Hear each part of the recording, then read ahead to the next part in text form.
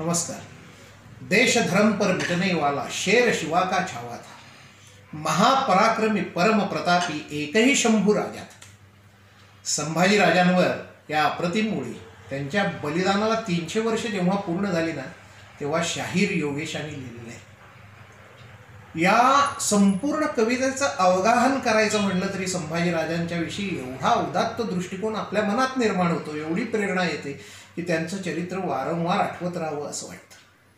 हा मार्च महिना आहे आणि त्यावेळेला तो फाल्गुन मास होता आणि साधारणतः दिनांकानुसार बोलायचं झालं तर 15 फेब्रुवारीपासून 11 मार्चपर्यंत म्हणजे फाल्गुनच्या अमावस्येपर्यंत संभाजीराजांचे हाल चालले ते। पण देश आणि धर्मासाठी हा योद्धा कुठलीही तडजोड न करता मृत्यूपथावर अग्रेसर होत चालला होता आणि अमरत्वाची माळ गळ्यात घालायला सज्ज झालेला होता। तसं पाहू गेलं तर शिवाजी महाराजांचा सुपुत्र एवढी प्रसिद्धी सुद्धा संभाजीराजांचं नाव मोठं व्हायला पुरेशी होती। पण संभाजीराजे तेवढे मर्यादित राहिले नाही। त्यांचं बलिदान बघून लोक म्हणायला लागले की जगावं कसं हे शिवरायांनी शिकवलं आणि मरावं कसं हे संभाजीराजांनी शिकवलं। असं नेमकं काय दडलंय संभाजी चरित्रात, हे अगदी थोडक्यात बघायचं झालं तर त्यांची काही अप्रतिम चरित्र आपल्यासमोर येत राहतात। अगदी नवीन बघायला गेलं तर जलद ज्वलन तेजस संभाजीराजा म्हणून डॉक्टर सदाशिव शिवद्यांचं चरित्र आहे। संभाजीराजे इतिहासात कसे होते जसंच्या तसं लिहिलेलं आहे। सुरुवातीला संभाजीराजांना बदनाम करणाऱ्या काही गोष्टी निर्माण झाल्या, अर्थात अज्ञान हे त्या बाबतीतलं कारण होतं।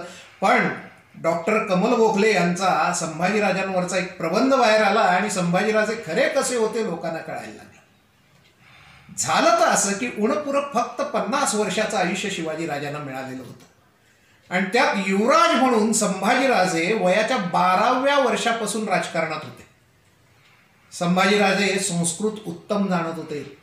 याहून लहान वयात त्यांनी संस्कृतात रचना सुद्धा केल्या। बुधभूषणम नावाचा राजाचं चरित्र सांगणारा, राजाचं चारित्र्य सांगणारा, गुणवर्णन करणारा असा ग्रंथ त्यांनी लिहिलेला आहे। शहाजीराजे संस्कृत जाणकार होते। आजोबाचे गुण नातवात येतात म्हणतात, तशा पद्धतीनं संभाजीराजांच्यात हे आलेले। आणि तुम्हाला एक गंमतशीर घटना मुद्दाहून सांगतो। आग्र्याहून सुटका हा प्रकरण सगळ्यांना माहीत आहे। खरं शिवाजी महाराज ज्या वेळेला आग्र्याला गेलेले होते त्यावेळेला ते औरंगजेबाला भेटायला जात असताना त्यांची एक छोटेखानी मिरवणूक तिथनं रस्त्याने चालली ती आणि ती मिरवणूक बघितलेले राजस्थानचे काही लोक होते। त्यांनी आपल्या राजाला ही मिरवणूक लिहून कळवलेली आहे। परकालदास नावाच्या एका अशा तवारीख नवीस म्हणजे बातमीदाराचं एक पत्र आहे।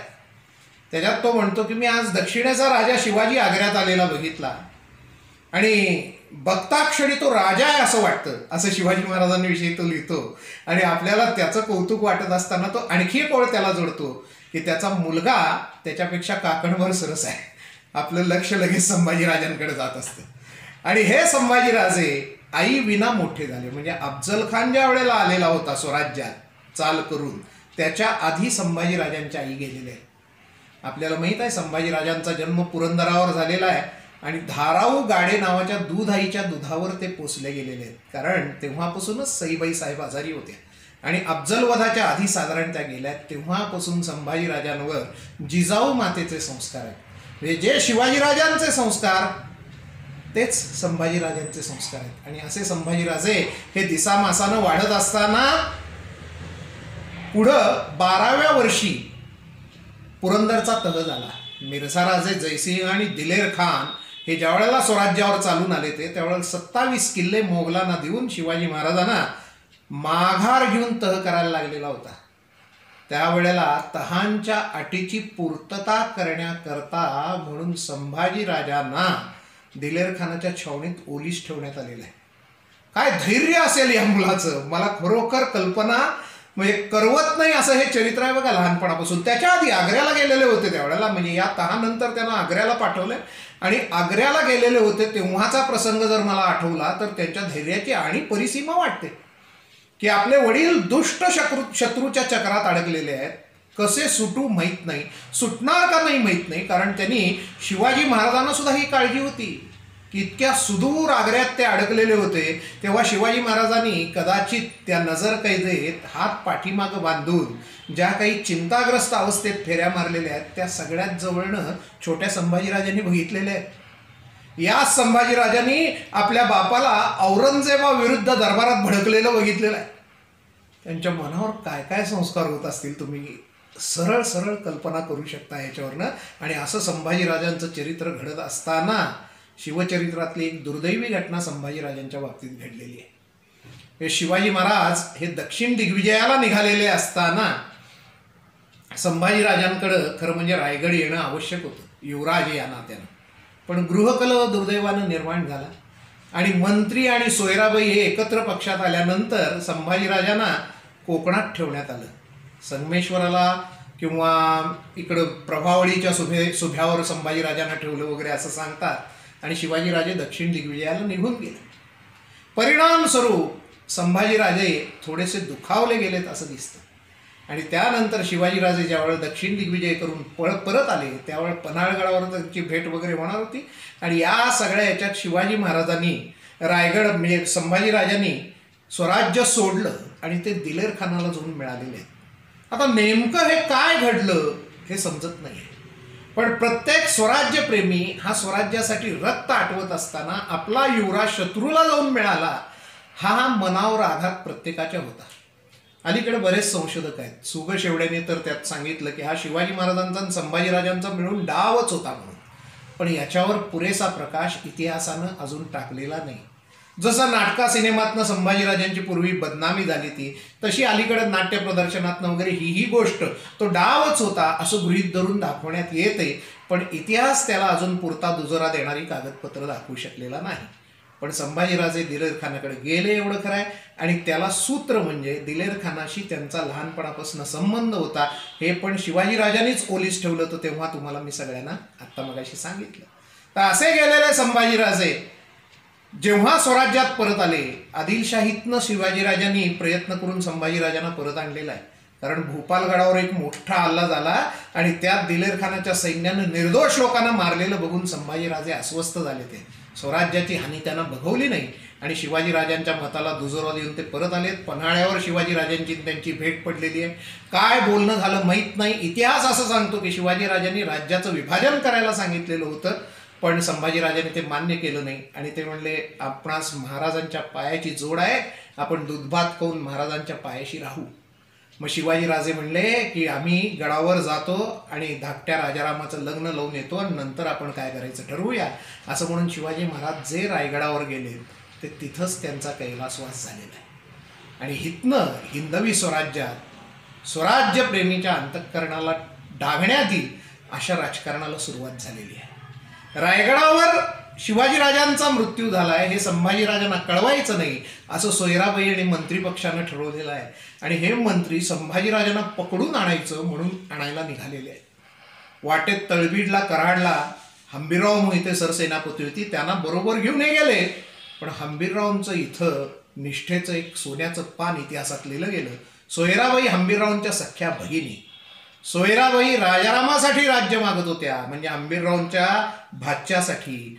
पण हंबीररावनी ज्येष्ठ पुत्र हाच गादीचा वारसदार असतो या न्यायानं संभाजीराजांची बाजू घेतली आणि या सगळ्यांना मंत्र्यांना कैद करून संभाजीराजे रायगडावर आलेले आहेत आणि तिथं राजे झालेले आहेत. पण हा राजमुकुट सोपा नव्हता. संभाजीराजांनी अंतर्गत कलह मिटवायचा म्हणून या सगळ्या मंत्र्यांना मोकळं सोडलं. पुन्हा समज फक्त दिली. काही जणांवर काही दिवस नजर कैद ठेवली पण शिक्षा फारशी कोणालाही केलेली नाही. अण्णाजी दत्तोंचं फक्त खातं बदललं खरं मंत्रिपद कायम ठेवलेलं आहे. पण त्याच वेळेला एक प्रचंड मोठी घटना घडायला लागली होती की हे नवनिर्माण झालेलं हिंदवी स्वराज्य संपवण्याकरता स्वतः आलमगीर औरंगजेब म्हणजे आलम दुनियेला मुठीत ठेवणारा असा म्हणणारा आशिया खंडातला सर्वात मोठा बादशाह 3 लाखाच्या वर सैन्य घेऊन तिकडून इकडं निघाला आता खाली. आणि त्याला आणि सैन्य येऊन मिळत होतं. तो पत्र लिहित होता पोर्तुगीजांना की संभाजीवर आक्रमण करा. तो कुतुबशाहीला पत्र लिहित होता संभाजीवर आक्रमण करा. आदिलशाहीला सांगत होता आक्रमण करा. सिद्धीला सांगत होता आक्रमण करा. चहू बाजूनी एकदम वणवा स्वराज्याच्या विरुद्ध पेटला आणि आंतरविरोधातलं स्वराज्य लढवायची पाळी संभाजीराजांवर आलेली आहे. आणि संभाजीराजांच्या आयुष्यातला मोठा संग्राम हा इथून 9 वर्षाचा आहे. 1680 ते 1689 संभाजीराजे औरंगजेब, सिद्धी, पोर्तुगीज, आदिलशाही या सगळ्यांची सर्व आघाड्यावर एकटे लढत होते. प्रचंड शत्रू निर्माण केल्यानंतर समर्थ म्हणतात ना, कठीण काळे ओळखी धरीनात कोणी. संभाजीराजांबरोबर यायला कोण तयार आहे?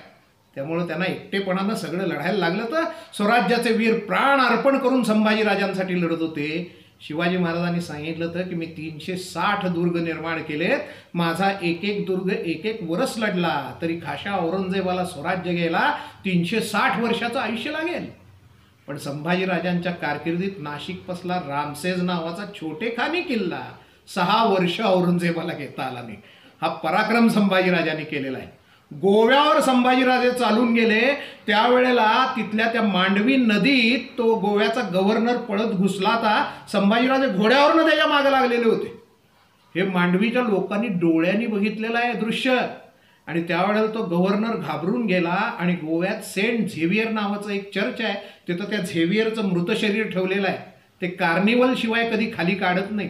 संभाजीराजांच्या भीतीनं ते मृत शरीर उघडण्यात आलं आणि त्या पोर्तुगीज गव्हर्नरनं स्वतःची सनद ही त्या प्रेताच्या ताब्यात दिली की संभाजीपासून वाचो. हा संभाजीराजांचा पराक्रम होता. रामायणासारख्या गोष्टीतनं संभाजीराजे शिकले. ते सिद्धी आटोपत नाही म्हणल्यानंतर त्यांनी सिद्धीचा किल्ला समुद्रात आहे तर तिथपर्यंत सेतू बांधायचं ठरवून सेतू बांधायला सुरुवातही केलेली होती.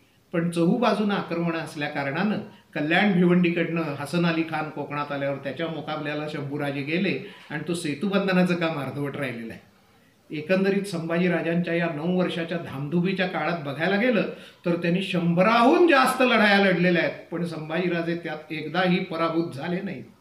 स्वराज्याची जमीन त्यांनी गमावली नाही.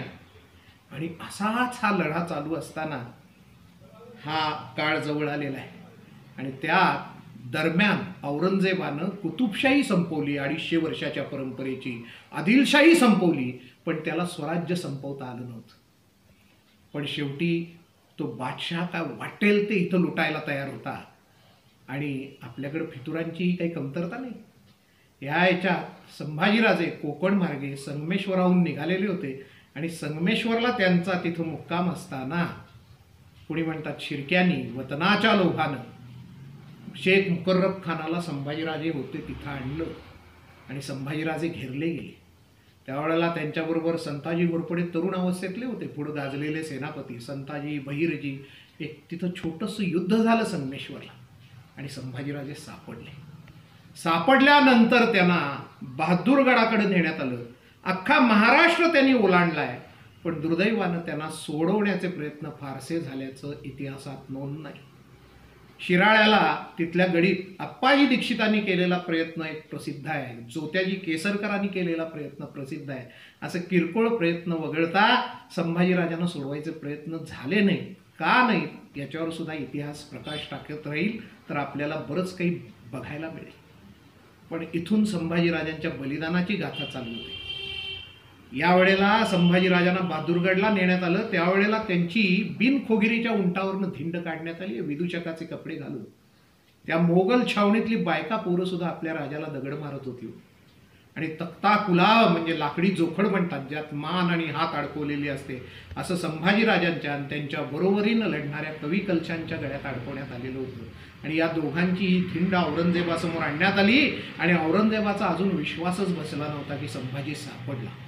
आणि प्रत्यक्ष त्यानं त्या जोखडात अडकवलेल्या त्या तेजस्वी राजाला ज्या वेळेला बघितलं त्यावेळेला औरंगजेब तख्तावरनं उठला आणि त्यानं येऊन जमिनीचं चुंबन घे, अल्लाची करुणा भागली. त्यावेळेला संभाजीराजे कवी होते, तुम्हाला सांगितलं संस्कृतात त्यांनी काव्यरचना केलेली आहे. आणि कवी कुलईश म्हणजे कवी कुलेश हा त्यांच्याबरोबर होता. संभाजीराजे असं सांगतात, म्हणजे इतिहासकार असं सांगतात की संभाजीराजे त्याही प्रसंगात कवी कलशाला विचारलं की अरे हा औरंगजेब खाली आला आणि जमीन चुंबायला लागला, यावर तुला काही सुचतंय का? त्यावेळेस कवी कलश म्हणलेला आहे, राजन हो तुम साचे खूप लढ्यो तुम जंग, तव तप तेज निहारके तखत त्यजत औरंग. अरे तुझं तप तेज बघून औरंगजेबानं संपूर्ण सिंहासन सोडलं, तख्त सोडलं. आणि या संभाजीराजांचे औरंगजेबानं पुढं त्याच्या छावणीबरोबर कोरेगाव, भीमा या परिसरात ती छावणी आली आणि वढू तुळापूरला संभाजीराजांना खांबाला बांधून घालण्यात आलं. आणि हे संभाजीराजांचे तेजस्वी त्या कवीचे उद्गार वगैरे ऐकल्यावर औरंगजेबानं त्याची जीभ हासडली, त्याचे डोळे फोडले. आणि औरंगजेब हे संभाजीराजांवर उपचार करायचा की पहिला त्याची जीभ हासडायची कवी कलशाची, मग संभाजीराजांची हासडायची. का तर संभाजीराजांना भीती निर्माण व्हावी. आणि इथंच कथा सांगतात की त्याला धर्मांतर केलं तर सोडतो असं औरंगजेबानं सांगितलं. पोवाड्यातनं वगैरे हा प्रसंग येतो, पण संभाजीराजांनी सांगितलं की हा धर्म मेलो तरी सोडणार नाही, तू पाहिजे असलं हिंदू धर्मात ये. आणि अशा पद्धतीचं संभाजीराजांचं हे बलिदान 1 महिना चालू होतं. म्हणून आपल्या इथं धर्मवीर मास पाळला जातो उपवास करून, की रोज संभाजीराजांचे नव्यानं हाल केले जायचे. त्यांची कातडी सोलली जायची, त्या कातडीवर पुन्हा साय धरल्यासारखं पातळ आवरण आलं तर ते सोललं जायचं, मिठाचं पाणी मारलं जायचं. 1 महिना संभाजीराजांचे असे हाल हाल करत फाल्गुन अमावस्येला संभाजीराजांना ठार मारण्यात आलं. फाल्गुन अमावस्येलाच का मारण्यात आलं तर दुसऱ्या दिवशी हिंदू लोक नववर्ष गुढी उभारून साजरं करत असतात. त्यांच्या नववर्षाला अपशकुन करायचा त्यांचा राजा मारून, हा दुष्ट हेतू होता. कंबर खच्ची करायची होती हिंदू धर्माची, हिंदू राज्याची. म्हणताना औरंगजेबानं हा डाव खेळला. पण औरंगजेबाला कळलं नाही की संभाजीराजांचं हे भीमेकाठी ठिवकणारं रक्त भीमेत जाऊन मिसळलंय आणि त्या रक्तातनं संताजी धनाजी सारखे कडवे योद्धे निर्माण व्हायला लागले. हे औरंगजेबाला शेवटपर्यंत कळलं नाही. आणि औरंगजेब शेवटी या मातीत गाडला गेला. खरं स्वराज्याचा झेंडा फडकतच राहिला. राजाराम महाराज 11 वर्ष, ताराराणी 7 वर्ष, औरंगजेब संपला, खरं स्वराज्य जिवंत राहिलं. ही देणगी संभाजीराजांच्या त्या रक्ताची होती.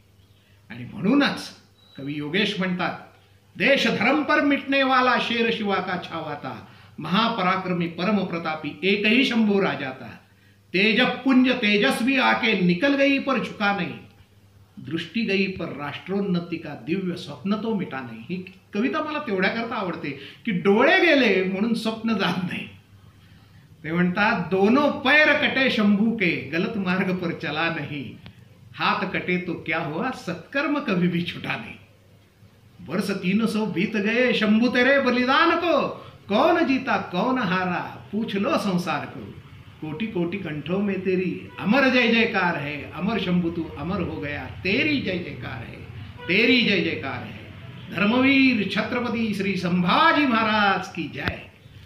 मंडळी, वाचन कट्ट्यावर जर तुम्हाला संभाजीराजांचं सत्याच्या जवळ जाणारं म्हणजे दोन्हीकडचा अभिनिवेश, कौतुक करणारा आणि त्यांना वाईट ठरवणारा, दोन्ही अभिनिवेश बाजूला ठेवून जर खरं चरित्र वाचायचं असेल तर राजा शंभू छत्रपती म्हणून जे चरित्र लिहिले देशमुखांनी ते आपण जरूर वाचावं एवढी आपल्याला विनंती करतो आणि माझ्या वाणीला विराम देतो. धर्मवीर छत्रपती श्री संभाजी महाराज की जय.